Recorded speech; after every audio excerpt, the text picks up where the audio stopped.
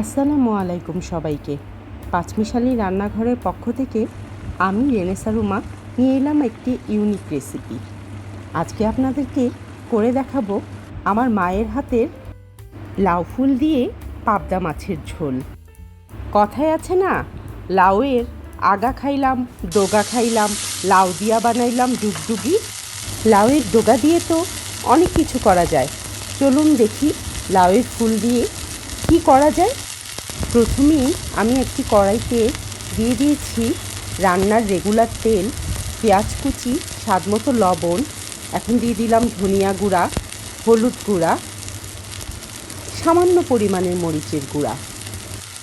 সবশেষে সামান্য পরিমাণ পানি দিয়ে মশলাগুলো কষিয়ে নিব। তারপর দিয়ে দিব আজকের ইউনিক আইটেম ধুয়ে রাখা লাউ ফুল। এবার সব কিছু ভালো মতো কষাবো।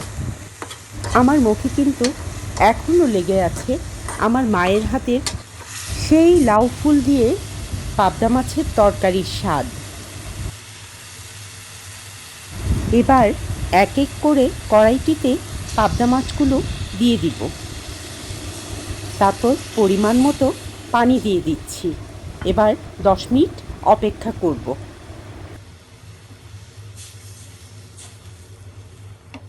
10 মিনিট পর কাঁচামরিচ ও ধনিয়া পাতা দিয়ে গার্নিশ করে নিব।